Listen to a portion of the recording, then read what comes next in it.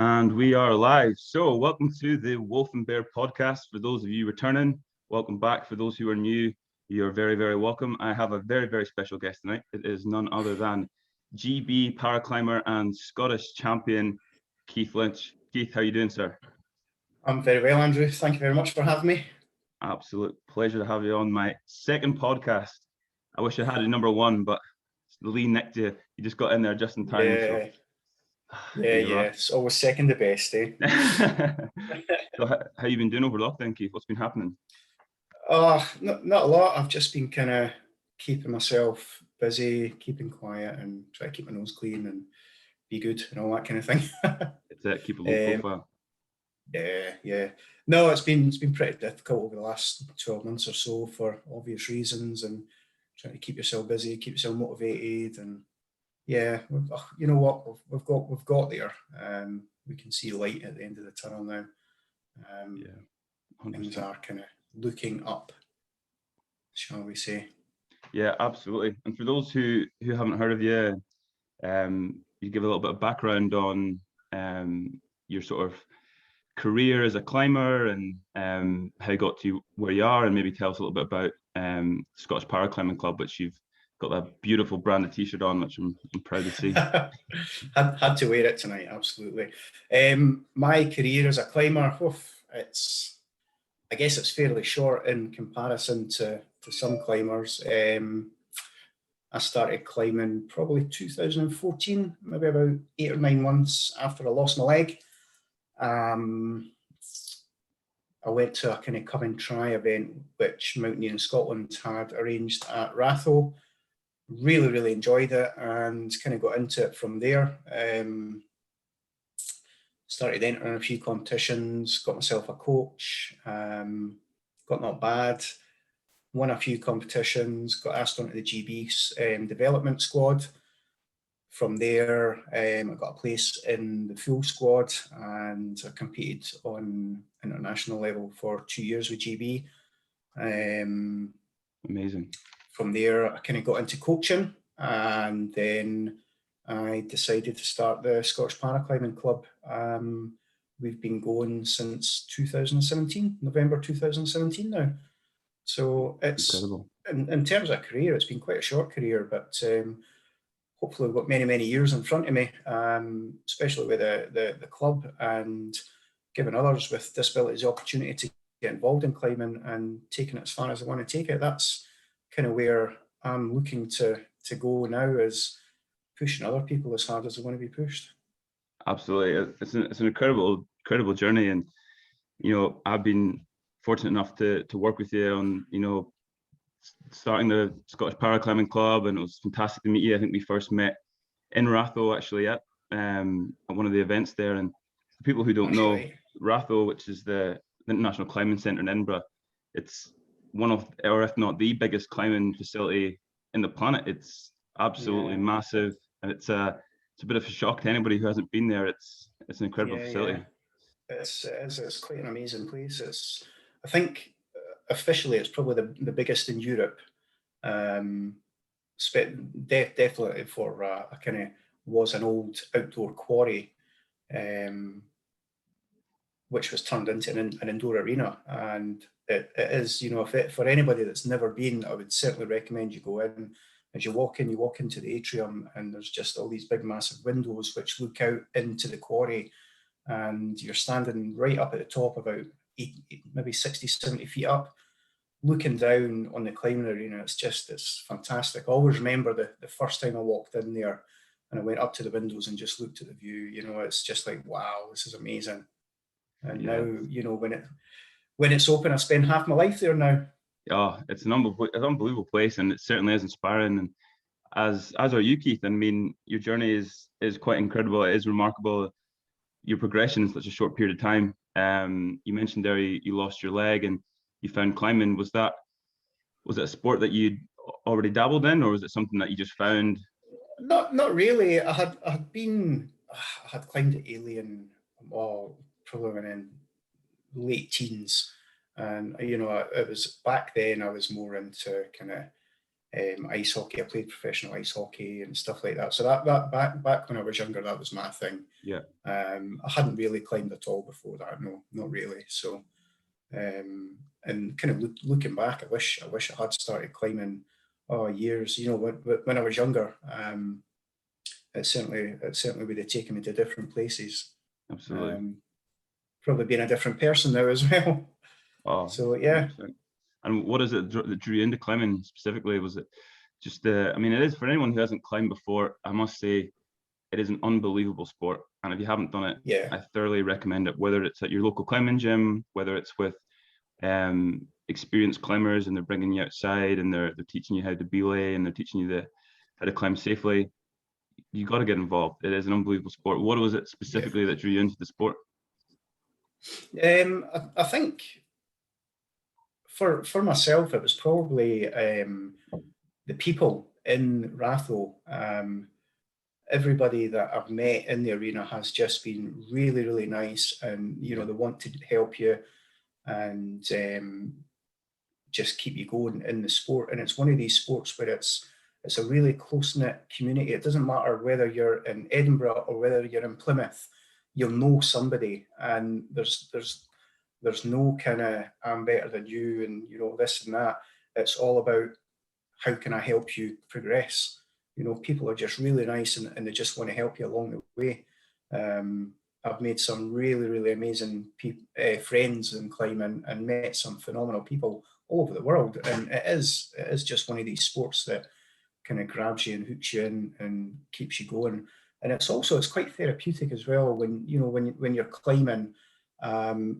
It just completely wipes your mind of everything that has gone on that day, or Absolutely. your worries. If you're worrying about something, as soon as you're on the wall, that just disappears. All you want to do is climb, concentrate on the movements, different types of holds and stuff like that. And yeah, it's just fantastic. It really is. Yeah, it's a beautiful sort of combination of physical strength, full body physical strength. I mean, you get on the climbing wall, you realize you're working muscles you didn't know existed. You'll be sore in places you didn't think were possible.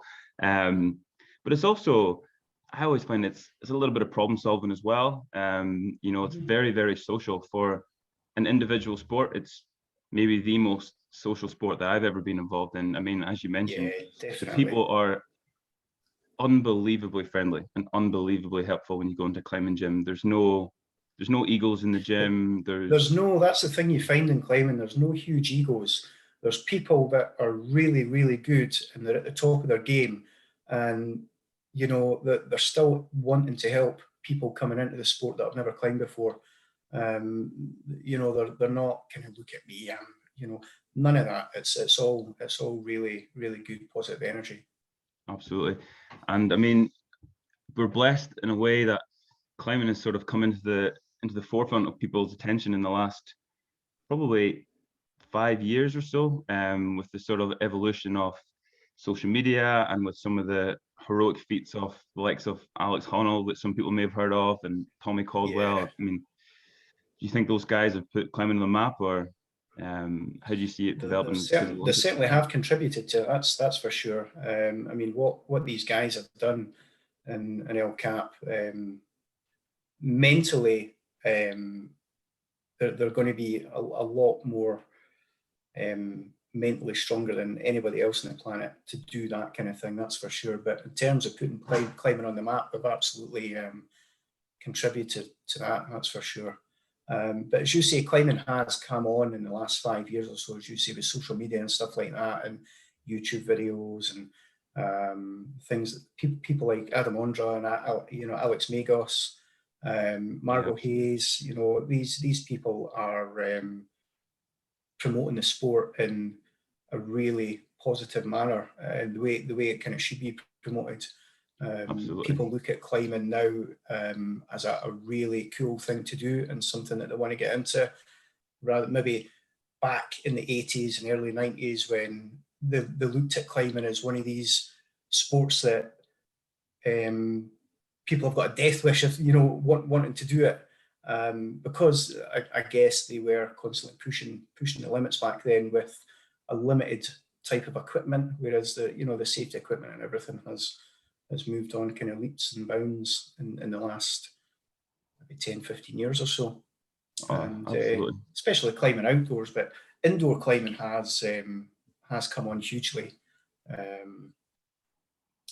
Look at all the bouldering gyms that are opening up all over the place. Even during COVID, there's three walls getting built in Scotland. There's another bouldering wall over in Hamilton getting opened up soon, and they're popping up everywhere. They really are. And the sport, as you say, it's not just working one muscle. You're giving your whole body, physically and mentally, a workout. Yeah, absolutely. I mean, I'd recommend it for anybody. I preach physical activity as a great activity to improve your mental health and to ensure you've got a positive well-being. And for those of you who maybe go to the gym and you don't enjoy it, or you've tried dancing, or you've tried ice skating, or whatever it may be, if you haven't been to the climbing wall, get yourself down when everything opens, because it is a full body workout. It's a mental workout. You'll meet some great people. You'll make some friends, and you'll problem solve as well. And like you say, when you're on a climbing wall and you're 10, 20, 30, 40 foot up, you've got no time to think about the office. Like, you're locked in, and no, absolutely not. Tunnel vision. And you're focusing everything on what you're doing at that moment in time. And it's climbing is my kind of get out. If I've had a hard day or a hard week, as soon as I'm on the wall, I just forget all about it. And it's just spending time with amazing people and really, really good friends is good for your mental health as well. It's just surrounding yourself with positive people really, really helps you. Absolutely. Would you say climbing did give you a focus after the accident? Would you say you threw yourself into climbing, or was it just something that you just enjoyed and you just thought you'd give it a go and you got good at it? I think it was just a natural progression from the first kind of come and try session that I had with mountaineering in Scotland. I think the first person that I probably spoke to was Kev Howitt, and I guess we kind of clicked because we spoke for ages. From there, I think I went back to Rathlow the week after, and I was climbing the Otterbeilies, and you just get talking to people, and before you know it, you're climbing with somebody on the wall. I can't even remember who it was. I climbed with loads and loads of people when I first started. No, I can't remember who it was. And they're going to watch this and they're going to say, "How can you not remember me?" But yeah, it was kind of a natural progression, and it was something that I really enjoyed, and I just kind of wanted to get more involved in, and I did. And how did that evolution occur from come and try climber to being in a GB squad, a development squad, becoming the Scottish champion in 2016, I believe? Yeah, that's right. Yeah. Yeah, and what was the evolution? Was it training camps, competing? Pardon? And was that an evolution of going to training camps, competing, getting picked up? Yeah, it was. I had a friend through a friend. I met a guy called Dave Brown, who is now a really good friend of mine, and I had kind of approached him through. It was a friend of a friend through skydiving. Dave used to be a skydiver as well. His daughter, Jodie, was a climber, and Dave was quite a good climber as well in his time. So I said, what's the chances of coaching me? So we got together and we climbed 3 times a week. And between Dave and various other people in the arena, I started learning, I started listening, and the progression just kind of went from there. It's like, I guess if you do any sport often enough and you try hard, you're going to learn and you're going to get better. You've got to want it as well, I guess. You've got to really enjoy it and want to do what you're asking your body to do. So yeah, it was all, it was like focusing on what Dave was telling me, listening to other people and learning. And it's not just a case of scrambling yourself, but always a lot more to it than that. You're different movements, different positions, different holding holds in different ways, and pulling your body into the wall and all that kind of thing. But from there, it was just kind of, I wanted to compete. I wanted to get into competitions, and that's why I got in touch with Dave to kind of help me out. But yeah, it was just a smooth transition. It was, yeah, it was. It was I took to it pretty well. You know, when you kind of you take up a sport, you're either going to love it or you're going to hate it, or maybe not hate it, but just think, yeah, it's all right, but I'd rather be doing something else. Well, climbing was brilliant, and that's all I wanted to do. Yeah, You know, it's it was addictive. like, You know, it's very oh, addictive climbing. absolutely, I mean, you get yeah, hooked on it yeah. pretty quick. And how did the evolution come about with regards to, did you feel there's a shift in your mindset when you became a sort of recreational climber to a competition climber? Do you feel like, okay, now I need to look after my recovery, I need to start, implementing a coach, I need to train 3 times a week, I need to do a bit of strength and conditioning? Was there a shift from starting to do well where you thought, right, I need to knuckle down here, I've got an opportunity to do well? Yeah, absolutely. So from kind of winning my first competition, it was like, it was kind of, my body kind of shifted up a gear and my mindset changed. Mm-hmm. So it was from kind of training 3 times a week and just kind of focusing on basic things, if you like, and trying to hone them into kind of really specifying training sessions. So like Monday, Wednesday, Friday. Monday I would be in the gym, Wednesday I'd be in the wall, Friday I'd be in the gym, and then Sunday I'd be in the wall. And you were focusing on different things, different muscle groups, etc. On one day on the wall, I would do just conditioning training. So it's just basically up, down, up, down, up, down. And the next day on the wall, I'd focus on strength, so bouldering, climbing at the limit, trying hard. And the training sessions were mixed up, and I guess even things like down to my diet, nutrition, I started thinking about all that kind of thing. Yeah, But as I'm thinking about all that kind of thing, things started getting harder as they do, because you want it, you want more and more when you're trying harder and harder. So I've had a few injuries. I've had a few shoulder injuries and back injuries and stuff like that. So I've had a few setbacks, as you do in any sport, I guess. and what is the mindset of overcoming an injury? Is it, rehab? Are you quite disciplined in overcoming that? I know it's easy enough to. No, not at all. I guess if I was quite disciplined in overcoming it, I'd be a lot better than what I am now. But no, I just wanted to climb me. So what it's like. You got the physios like Teresa, muscle movement company in Ratho. If you've got an injury, by the way, go and see Teresa. She is fantastic. She's sorting me out, giving me exercises to do. I'm like, right, thanks, Teresa. I'm away at the wall, climbing again. I was like, oh, Teresa, I've hurt myself again. She's like, oh, damn it, Keith. Story of life. It is addictive, and I think with climbing, it's repetitive movements. So you get very specific injuries, and probably unlike maybe somebody who goes to the gym or maybe a football player. From my experience, certainly climbing, there's a lot of finger injuries, shoulders, tendons, and it's the smaller muscle groups which get a hard time, and that's why warming up is massively important. The cool down, all the things that you preach anyway, but when you go into a cold climbing wall, you've got to get ready. Oh yeah, definitely. Rattle can be bloody cold in the winter time. But no, you're right. It's warming up and cooling down is something that was kind of imprinted in me at a very, very early stage in my climbing career, which I still do to this day, but probably not as, I probably don't do as well a warm up as what I should do nowadays. But you know what it's like. It's discipline, isn't it? I know, it's getting into mindset. It is, yeah. You just want to throw on a woolly hat and go, right, I'm warm, let's crack on, lads. I've got a down jacket on, I've got my woolly hat on, let's do it. Throw on the rab and crack on. But I mean, that place can get worryingly cold, but that is life in Scotland, I suppose.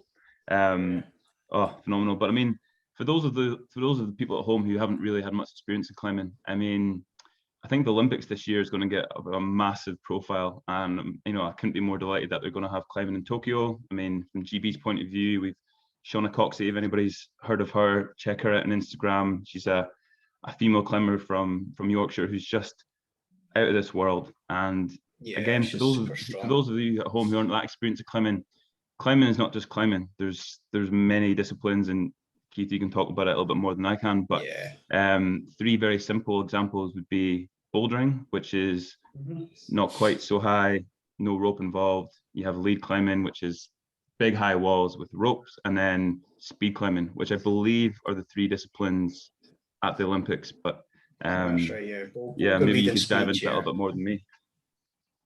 So bouldering, you're climbing without a rope, with on mats. Well, there's like spongy mats at the bottom of the wall. And I think you're climbing to a maximum of about 5 meters. But bouldering is all about technical ability and physical strength. So the boulders are set really tough, with big moves on small holds, etc. When you're competing in bouldering. Don't let that put you off. If you want to get into climbing, go to a bouldering wall and start. They've got lots and lots of different grades. Start Definitely. from very, very easy up to really, really super hard. And the different gradients of wall, you've got a slab which is kind of sloping away from you about 8 degrees. And then you've got vertical, which is straight up and down. And then you've got walls up to 45, 90 degrees, kind of leaning over, which is where your kind of physical strength comes in. You know, you're holding your body up, upside down, and all this kind of thing. And you can go on your Todd as well. You can jump in by yourself. Yeah. You know, that's exactly. Yeah, you don't need a climbing partner to boulder. Absolutely not. Halfway through your session, you'll probably have 2 or 3 people that you're climbing with, because that's just the nature of a climbing gym. Everybody's really, really friendly and just wants to involve you. Lead climbing, definitely need a climbing partner to lead you. You need somebody to belay you, that's for sure. But lead climbing kind of is a progression from top rope climbing, where the rope is attached to chains at the top of the wall. Your belayer's belaying you as you climb up. Speed climbing, you're attached to an auto belay, and you're climbing a specific route as fast as you can. I hold the world para speed climbing record, 23.2 seconds, which is unofficial, because I won't officiate it, because nobody else is really interested in speed climbing when it comes to para. So it's incredible. I'll claim that. Where was that set? Was that in Edinburgh? You set that? Yeah, that was a couple of years ago at wow. One of the para competitions. We had introduced para climbing, para speed, just as a kind of come and try thing. So if there was anything set, it would be officiated, and it would be kind of set in stone kind of thing. But they didn't. I'm not particularly fussed, to be honest with you, because it's, as I say, I'm probably one of the only people that is actually interested in speed climbing with a physical disability. So world record, Keith. I'm giving it to you right here. I'm claiming it right now. We're on this podcast first. This is oh dear. Para climbing. No. All aspects of climbing are really, really easy to get into. So if you do fancy getting into climbing, then go to your local wall and speak to the staff. The staff will be more than accommodating to take you in for a kind of come and try session, or a teaching you how to climb properly session type thing. So every wall will do that. Yeah, 100%. And if it's not a funky idea for a first date, or if it's not to go down and meet people at the climbing wall, if anything, climbing, it sets you all over the world. I mean, you know, you can use climbing as an excuse to put you anywhere in the world. I mean, I've been to a few places, and I've been fortunate enough to go to Yosemite Valley. For anyone who hasn't heard of Yosemite, check it out. It's seen as the climbing mecca. I didn't climb there because I'm not good enough, but I walked around and tried not to get eaten by a bear. But is climbing take you anywhere specifically? Is there anywhere memorable that you've been with your climbs? My first competition, my first international competition, was in Imst in Austria. Wow. And you need to Google Kletterzentrum Imst, which is just phenomenal. It's a big outdoor climbing wall in the Imst Valley, and you're just surrounded by these fantastically huge mountains all around you. It's just spectacular, and I'll never forget that. I'll definitely go back. There's also they've got ski slopes and everything on the mountains for really, really high up, but they've got this kind of roller coaster thing, which you take the chairlift up into the middle of nowhere, and they've got this roller coaster thing that comes down. It's like 2.5 miles back down to the hotel. It's like €5. It's fantastic. It was just so much fun. Unbelievable. Oh, I mean, what an excuse to travel the world, you know. Bring your gear, bring your equipment, and get out in the mountains. I know. Yeah, even when I go on holiday now, I've always got climbing shoes in my bag and a harness, and there's always a climbing wall somewhere. We holiday in Lanzarote quite a lot. We've got friends here, and there's a climbing wall just opened up in Puerto del Carmen. So we spent a bit of time there, much to Carol's dismay that I want to go climbing in Lanzarote when they're on holiday, just chilling out by the beach and stuff. You're having a few beers, and you're out in the rocks. Yeah, I'm off. Hanging on the cliff edges. Yeah, but that's the thing. Once you're into climbing as a sport, there's indoor climbing walls all over the world. There's bouldering walls all over the world, and there's rock. The planet is a big rock. So if you want to climb, you're in the right planet. And going back to commercializing of the sport and the sort of introduction of these big sponsors, you see that's had a positive impact on the sport. Like Alexander Magos, Shauna Coxey being sponsored by Red Bull. You've got North Face who've come in a big way. Patagonia. I mean, the list goes on. I mean, yeah. For me personally, all the British climbers. The British climbers, Molly Thompson-Smith, Will Bosey, Shauna as well. They're all sponsored by Adidas, and Adidas are trying to get in. It's like the biggest kind of sportswear brand in the world. Yeah. So they're doing really, really well with that, and they're promoting the sport in a good way. And in any big corporate sponsors, a lot of people frown on them and think they're only doing it for their own gain, which to a certain extent they probably are. But if you're an athlete and you're sponsored by Red Bull or Adidas or Nike or whoever, you are one at the top of your game, and you're getting a good deal out of it. The athletes.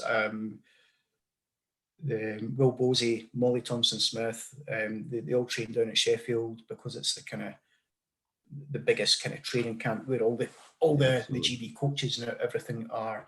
So they get they've got their properties paid for and all the rest of it. So they're getting a real good deal out of it, and they just live to train because they love the sport.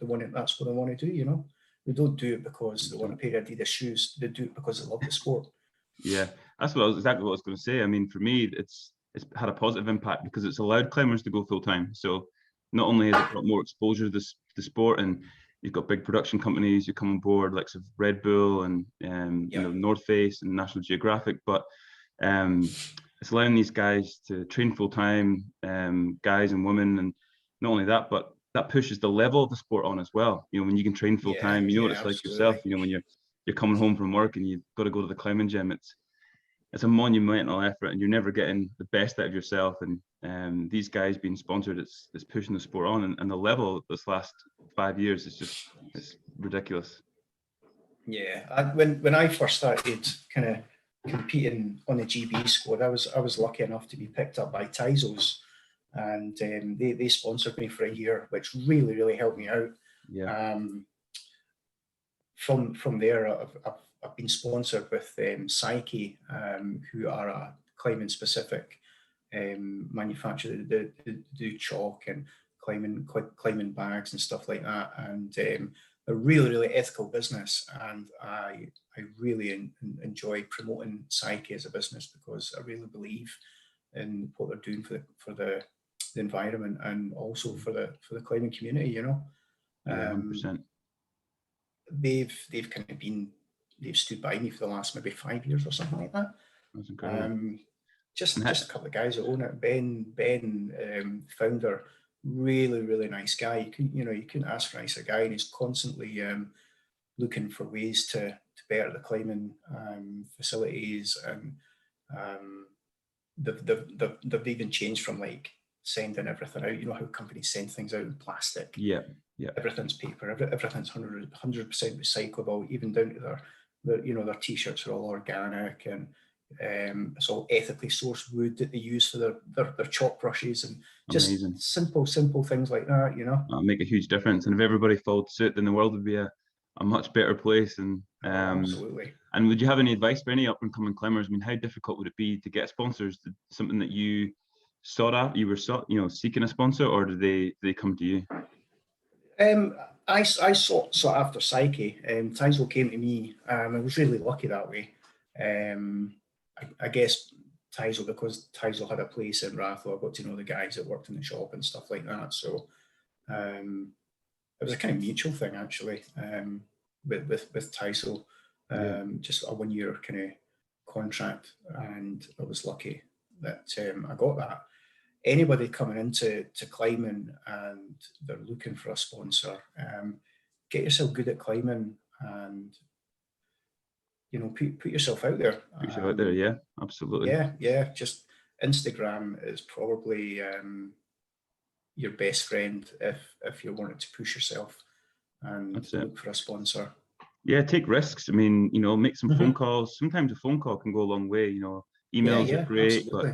but phone around and make sure you film yourself, get some footage out there, and just come across in a good way. And you never know where you can get. And that's this whole thing. It's no risk, no reward. People are a bit tentative of putting themselves out there, and quite rightly so. Social media is not for everybody, but it is a great platform for for getting support and getting yourself known. And it is a competitive world. It's a competitive market. So, the more you can film yourself, the more footage you can get, then, the better chance you have of succeeding. And I mean, for up and coming climbers now, I mean, they have plenty of facilities. So hopefully we get this lockdown as soon as possible, and you get back on the walls. Absolutely.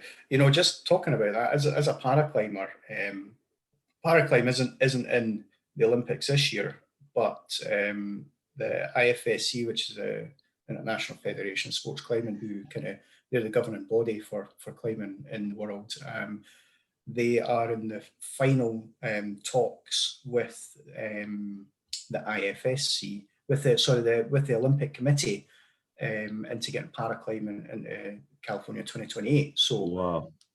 Fingers crossed. Yeah, fingers paraclimbing will be in the Olympics in 28. So it'll be a massive result. If you're a kid with a disability, you want to get into climbing, you want to be good, you want to get to the Olympics, get into climbing and do it, honestly. Yeah, I mean, and there's no better man to preach that. And from having the experience to work alongside you as well, I mean, climbing is so accessible. It is massively accessible to anybody who feels like there's a barrier there with whether it's a physical or learning disability that they have. I mean, climbing is for everybody. The equipment is massively adaptive. The people are fantastic. I mean, get yourself down to the wall and someone will help you out. It is. It's probably one of the most inclusive sports that I've ever been involved in. It's changed me as a person, I guess, for the better as well. It's changed my outlook on life, on the environment, on the world, and I couldn't speak more about climbing if I tried, because it's I look at it as kind of my duty to help people get into the sport and do well, whether you've got a disability or not. I've got two kids. My two girls. I've got a 20-year-old Katie and a 14-year-old Charlotte. They both love climbing as well. They don't climb as much as I would like them to. Yeah. But they do really enjoy it. Yeah, absolutely. And so, how then did the development of for those who don't know, the Scottish Paraclimbing Club come along? What was the progression from competitive climber to chairman and founder of the Scottish Paraclimbing Club?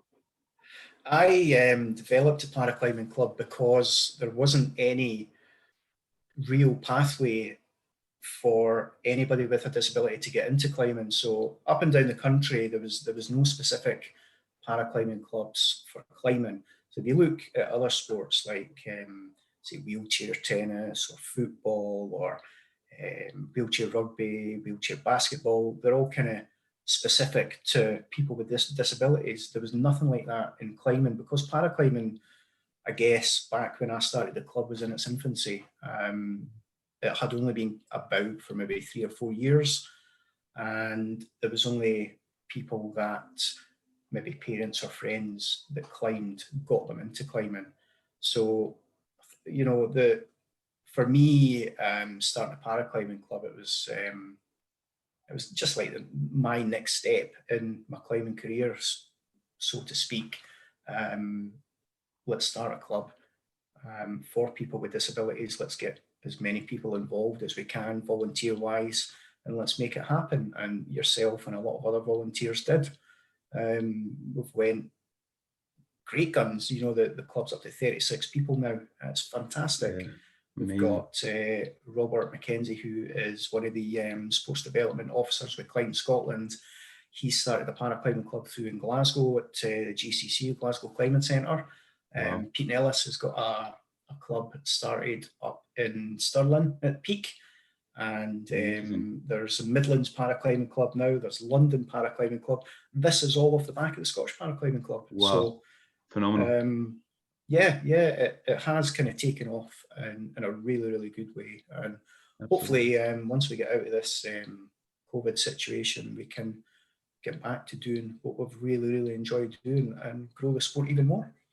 100%. And for those of you at home who are thinking about starting a club, whether it be a disability sport club or any sport club, full stop. I mean, what I was overwhelmed at in the most positive way imaginable was how many volunteers came forward for the club on its infancy.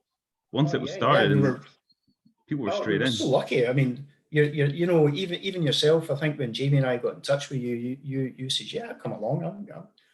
You were really up for it, and I think my first 2 volunteers was my first 3, yourself, Adam, and Emma, and from there it's just grown. And I put an advert out on,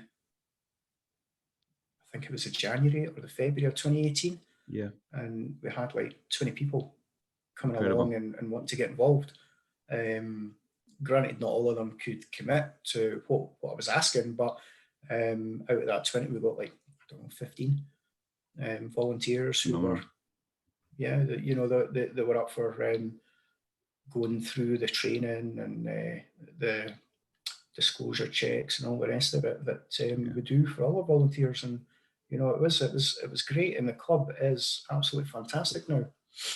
Amazing group of people, and it just shows you what's possible. As soon as you start something and you build something, then other people will take notice, as you said. And how many clubs have come on the back of it straight away, just by maybe inspiring others and showing people that it is possible. And all of a sudden, half a dozen pop up in a couple of years.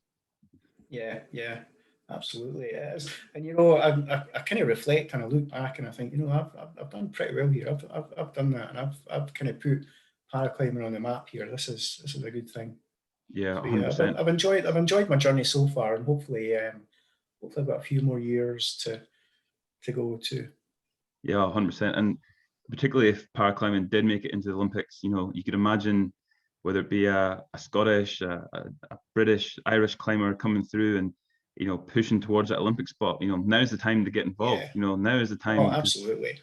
You can pick up climbing pretty quickly. And of course, climbers now they're full athletes. There's no question about it. But 7 years is enough time to develop into a climber. And definitely, without a doubt. If somebody came along to the club and says, I want to be a paraclimber, I want to climb in the Olympics, there's nobody that would push them more than I would tell you. It's that would be a kind of dream to have somebody from the Scottish Paraclimbing Club climbing in the Olympics. That would be amazing. That would be really phenomenal. I'd be so proud. Oh, I can't even imagine. And speaking of climbing competitively, I mean, how did you find competing?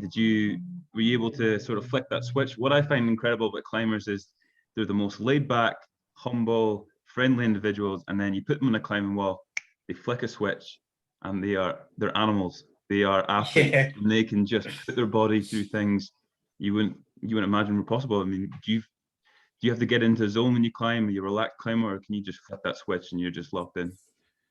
I found it quite hard to flick that switch. I know what you're talking about.